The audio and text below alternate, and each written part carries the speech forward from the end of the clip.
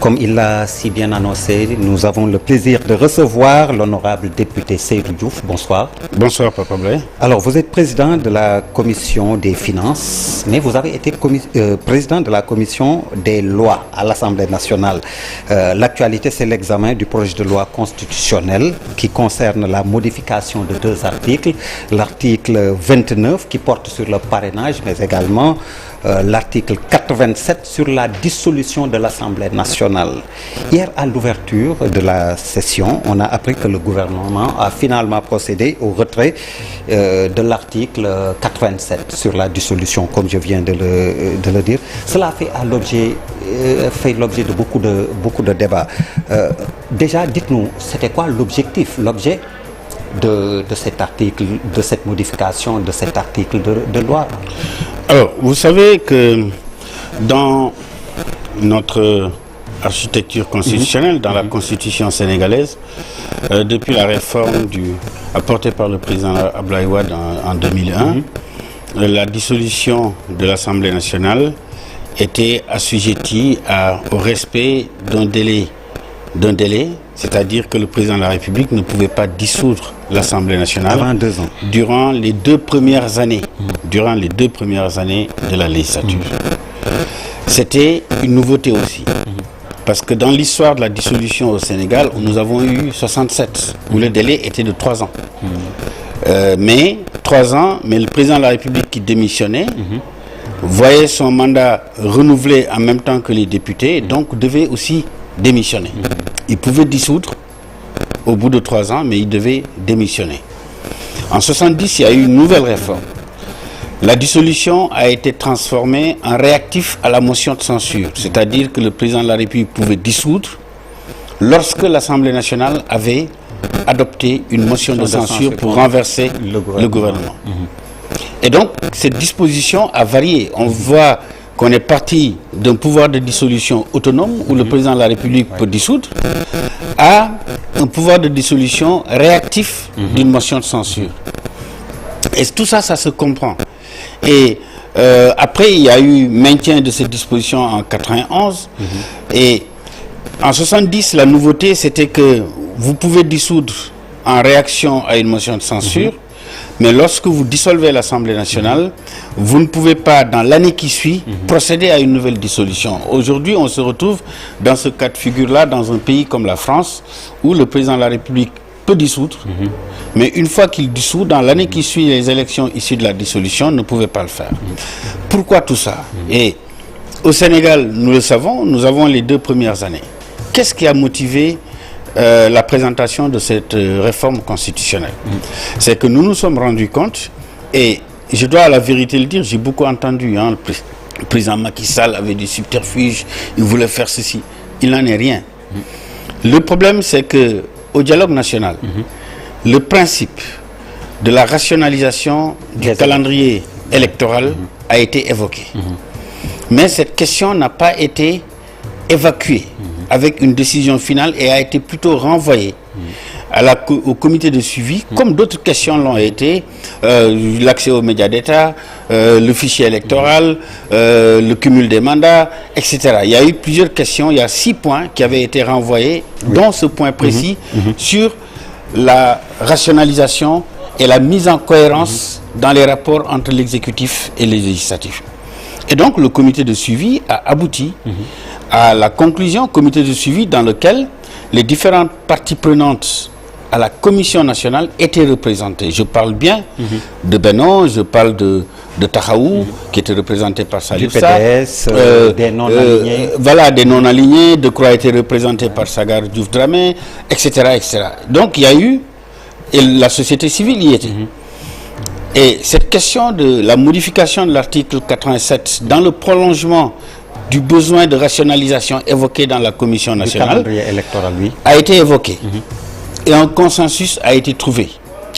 Un consensus a été trouvé et validé par l'ensemble des parties prenantes. Dans le comité de suivi. Dans le comité de suivi. Les acteurs de la société civile, je crois que c'est Mouniaï Sissé et un autre acteur, n'étaient pas là le premier jour et le deuxième jour. Et quand ils arrivaient au comité de suivi, les parties prenantes avaient déjà validé. Donc, majorité comme opposition et non alignée, avaient validé la possibilité de faire cette réforme constitutionnelle qui supprime le délai de 2 ans et qui se met dans la perspective de penser au futur président de la République. Vous le savez, le président Macky Sall n'est plus candidat. Ça veut dire qu'au mois d'avril, il devra passer le témoin au président de la République nouvellement élu. Oui.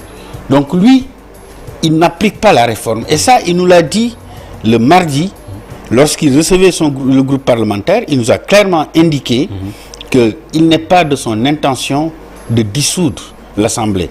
Mais il nous a expliqué l'objectif de la réforme.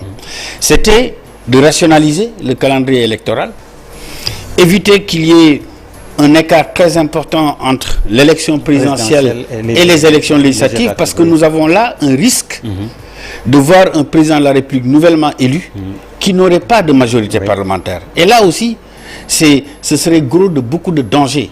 Et l'Assemblée nationale dans laquelle nous sommes aujourd'hui, nous voyons comment les positionnements des uns et des autres se font au travers de leur vote, de leur prise de position, même de leur comportement au sein de l'Assemblée. Et donc, une Assemblée nationale sans majorité, c'est l'inertie. C'est un président de la République élu sur la base d'un programme qui met en place un gouvernement, mais qui ne peut absolument rien faire. Alors, c'est le problème. Si donc, dans le comité de suivi, tout le monde était d'accord, et aussi, pourquoi retirer le projet de loi s'il n'y a pas de subterfuge politique, comme vous l'avez dit? Non, il n'y a eu aucun subterfuge. Moi, je suis étonné que des acteurs du dialogue, membres du comité de suivi, ayant validé cela, ont été les premiers à tirer sur le projet de réforme, alors que dans le comité de suivi, c'était validé. Ça, c'est la première chose. Mais moi, j'ai senti les choses. J'ai beaucoup discuté avec le président de notre groupe parlementaire. Et j'ai senti que dans nos rangs, les collègues de Benno, tout comme des collègues de l'opposition, de Wallo et tout ça, en fait, se posaient des questions sur l'opportunité de faire la réforme dès lors que le président Macky Sall ne l'appliquera pas. Donc, nous avons posé le problème d'opportunité. Nous en avons eu des discussions et je dois à la vérité de dire que le président de la République m'a fait l'honneur de m'appeler pour recueillir mon avis sur cette question. Nous en avons discuté le vendredi, il était vers 15h. Il m'a appelé, on a eu une longue discussion, il m'a expliqué les intentions de la réforme. Mais moi, ma position, c'était que la réforme en elle-même, elle est bonne. Et de toute façon, le Sénégal ne peut pas s'exonérer de reprendre cette réforme.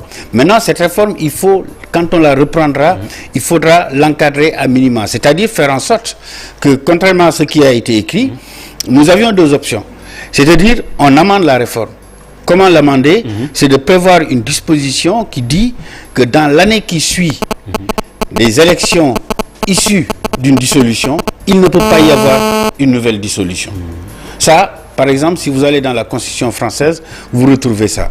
Mais l'autre chose, c'est de dire, comme le président de la République a déclaré qu'il ne briguerait pas un autre mandat, mais aujourd'hui, cette posture lui a permis, au niveau international comme au niveau national, de donner véritablement une image d'un président de la République soucieux de l'apaisement dans son pays pour la conduite du développement. Et donc, un président de la République qui est dans cette posture-là ne doit pas pouvoir porter une réforme controversée. Sa bonne foi, c'est que le comité de suivi du dialogue en avait fait la proposition pour aller vers la rationalisation. Dès lors que ça fait l'objet de beaucoup de discussions où on parle de reculade démocratique, etc., ce qui n'est pas vrai. La dissolution n'est pas un reculade démocratique. Ce n'est pas vrai. Dans toutes les démocraties, à l'exception des régimes présidentiels où le président de la République ne peut pas dissoudre, où l'Assemblée ou le Parlement ou le Congrès américain ne peut pas renverser un gouvernement ou un cabinet, la dissolution est souvent un pendant de la motion de censure. Mais justement, c'est dur. Comme vous l'avez dit, des partis qui ont pris part au dialogue national représentés dans le... C'est un problème. Oui, Benno Bokk Yakaar aussi, vous l'avez dit vous-même, il n'y avait pas l'unanimité. Donc, comment ne pas penser que justement, que ces députés, ces partis politiques ont pensé que ça aurait été un recul démocratique, effectivement? Non, c'est-à-dire que ce qu'il faut bien comprendre, c'est que le comité de suivi est l'émanation de la Commission nationale du dialogue, qui avait reçu mandat pour traiter de 6 points. Sur ces 6 points, de manière certaine, la modification de l'article 87 avait fait l'objet d'un consensus. Mais les députés ne sont pas dans le comité de suivi. Le comité de suivi, c'est un organe représentatif des différents courants politiques, acteurs du dialogue et de la société civile. Donc lorsque nous recevons un texte, nous l'examinons. S'il y a des questionnements, c'est des questionnements légitimes de parlementaires. Et moi, je pense que ce qu'il faut saluer ici, c'est l'humilité avec laquelle le président de la République s'entend qu'il y a peut-être une sorte de controverse autour de cette réforme et ne voulant pas polluer l'atmosphère globale dans ce pays depuis qu'il a annoncé son retrait, le président Macky Sall a fait preuve de responsabilité et d'humilité en demandant au gouvernement de procéder au retrait du texte. Et je le dis, si nous sommes un groupe parlementaire de la majorité et que nous avons l'occasion de discuter avec le chef de cette majorité, le chef de notre coalition, et que celui-ci nous explique le bien fondé de la réforme, mais qu'il y ait des doutes, je pense qu'au travers de ces dialogues, au travers des consultations qu'il a eu à faire au sein de notre groupe, je vous dis que moi-même j'ai été consulté sur la question, j'ai donné mon point de vue au président de la République. Vous êtes d'accord pour le retrait ? Ah oui, mais moi j'ai suggéré qu'on aille vers le retrait. J'ai suggéré qu'on aille vers le retrait pour la bonne et simple raison que le président de la République nous a dit que lui-même ne va pas procéder à une dissolution. J'ai pensé qu'il était beaucoup plus judicieux de laisser le successeur, qui qu'il soit, il peut être de la majorité comme de l'opposition. Imaginez aujourd'hui un président de la République élu qui sortirait par extraordinaire de l'opposition. Il se trouve dans une Assemblée nationale avec une majorité contrôlée par Benno. Qu'est-ce qu'il va pouvoir faire pendant les 6 premiers mois? Voilà le type de questions qu'on doit se poser et c'est pourquoi il est bien fondé. Aujourd'hui, notre système démocratique, quand même sur cette affaire de dissolution, est même beaucoup plus avancé qu'en France. En France, le président Macron aurait pu, en juin 2022, immédiatement après les élections législatives et l'installation de la nouvelle Assemblée, où il n'a pas eu une majorité absolue, il aurait pu dissoudre. Oui, effectivement. Par contre, il ne peut pas le faire s'il y a un an avant, il a fait une dissolution. Donc, nous, chez nous, on parle de législature. La législature, c'est à la fois une assemblée législative née d'une élection législative normale, mais c'est aussi une assemblée législative née d'élection législative issue d'une dissolution. Donc, je pense que dans l'affaire, il n'y a eu aucun subterfuge de la part du président de la République. Il est resté cohérent sur sa volonté d'appliquer tout ce qui serait issu du dialogue. Et tout ce qui est issu du dialogue, c'est la Commission nationale, c'est le comité de suivi, parce que tous les acteurs étaient partis prenants. On a beaucoup parlé de l'article 87. Il y a également à l'examen l'article 29 qui concerne le parrainage. Alors, par rapport à cet article, quelles sont les innovations qu'on va introduire Oui, c'est un article que nous avons, c'est un texte que nous avons adopté aujourd'hui en commission des lois sous la présidence du président Abdoumbo. Nous avons un certain nombre d'innovations. La première, c'est conformément aux conclusions du dialogue, l'ensemble des points sont issus du dialogue national, c'est la diminution du seuil sur les parrainages citoyens. On passe, avant c'était 0,8 à 1%, on passe à 0,6 à 0,8. Première innovation. La deuxième innovation, c'est le parrainage par les élus. Les élus nationaux, comme les maires et présidents de conseil départemental qu'on appelle les chefs de collectivités, d'exécutifs territoriaux. Et donc, pour les députés, on reflète toujours ici le pourcentage de... Il faut un pourcentage de 13 en tout cas. Voilà, c'est 13 députés pour faire élire un truc. Et pour les maires, on reflète le même type de pourcentage pour l'appliquer sur le nombre de maires et de présidents de conseil départemental, parce qu'il n'y a que les maires et les présidents de conseil départemental qui peuvent parrainer. Là aussi, c'est une innovation majeure, parce qu'avant, il n'y avait que le parrainage citoyen. Aujourd'hui, il y a à la fois le parrainage citoyen, le parrainage par les élus nationaux et le parrainage par les élus locaux. Mais les chefs d'exécutif de ces collectivités territoriales. Maintenant, nous avons débattu. Et c'est ça qui montre que dans le débat qu'on peut avoir à l'Assemblée, il peut sortir d'autres idées. Aujourd'hui, par exemple, dans le cadre du débat, on a dit, est-ce que le texte, on ne devrait pas l'amender d'ici la plénière? On a eu un échange avec le ministre. Par exemple, si vous prenez le cas du parrainage par les maires ou présidents de conseil départemental, autant pour le parrainage citoyen, on demande aux candidats d'aller chercher des parrainages dans 7 régions au moins.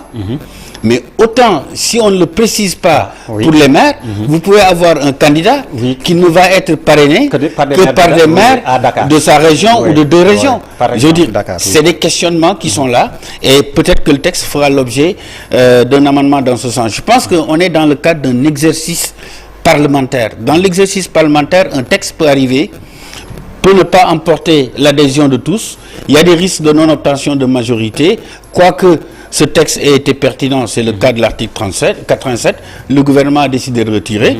Il y a des possibilités d'amender les textes qui nous arrivent et je pense que dans cet exercice parlementaire, contrairement à ce que beaucoup de Sénégalais croient, aujourd'hui nous sommes dedans et chaque fois qu'il y a besoin, nous apportons des modifications à travers l'exercice de notre droit d'amendement et c'est comme ça que l'Assemblée parlementaire fonctionne. On va essayer d'aller plus vite en dehors de la révision constitutionnelle. Donc, Seydou Diouf, l'Assemblée a été saisie pour la création d'un pôle financier, ce qui va entraîner de facto la suppression de la fameuse CREI. Oui, en parlant de ça, bien sûr, on a une pensée pour le président Henri Guerrier Diop qui nous a quittés aujourd'hui. Il a été un éminent magistrat pour ce pays qui a servi son pays jusqu'au dernier souffle. Il a été président de la CREI. Aujourd'hui, nous avons examiné également ce projet de loi sur le code de procédure pénale qui institue le pôle financier au niveau du tribunal de grande instance de Dakar. Ce pôle financier, c'est pas que faire disparaître la CREI, c'est vraiment la création de toute une architecture de prise en charge de ces crimes économiques et financiers, parce que nous sommes dans un contexte où il faut nous prémunir davantage avec des magistrats spécialisés sur ces questions-là. On parle beaucoup de parquet financier, mais il n'y aura pas qu'un parquet financier, il y aura des juridictions spécialisées, une chambre financière spécialisée. En appel également, il y aura des structures spécialisées. Et donc, il y a le parquet également, et il y aura même des assistants de ces juridictions. Donc, il y aura même des juges d'instruction spécialisés sur ces questions financières. Et l'autre élément, c'est que à travers ce code de procédure pénale, les aspérités qui étaient constatées dans la loi qui instituait la CREI, notamment l'inversion de la charge de la preuve, l'absence de double degré de juridiction, et conformément à l'évolution des droits humains, ces dispositions ont été réformées. Et aujourd'hui, le pôle financier qui va être érigé va l'être centralisé à Dakar au tribunal de grande instance, mais ayant une compétence nationale avec des magistrats spécialisés tant au parquet que pour les juges d'instruction, les magistrats du siège, etc. Alors, Seydou Diouf, on ne pouvait ne pas évoquer avec vous ce qui se passe à l'intérieur de la coalition à laquelle vous appartenez depuis l'annonce de la non-candidature du président Macky Sall. Votre parti, je le rappelle, le PPC, hein, donc vous êtes membre de la coalition au pouvoir. Et chez vous, l'heure est aux candidatures à la candidature pour l'élection présidentielle de 2029. C'est dans l'air du temps d'être candidat. Non, rassurez-vous. Mais vous...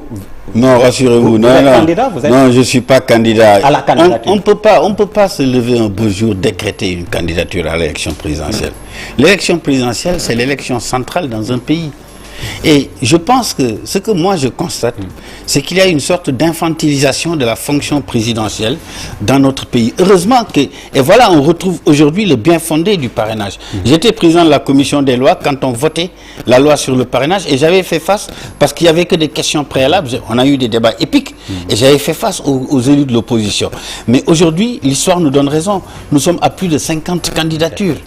Ça, c'est une chose. Donc, vraiment, il faut que les Sénégalais sachent que la candidature à l'élection présidentielle ne se décrète pas du jour au lendemain. Il faut s'y préparer. Il faut se préparer à exercer la charge. Aujourd'hui, dans notre camp, vous le dites, il y a une pluralité de candidatures. Moi, je suis de Benno Bokk Yakaar. Et moi, j'en appelle à la responsabilité de tous les acteurs.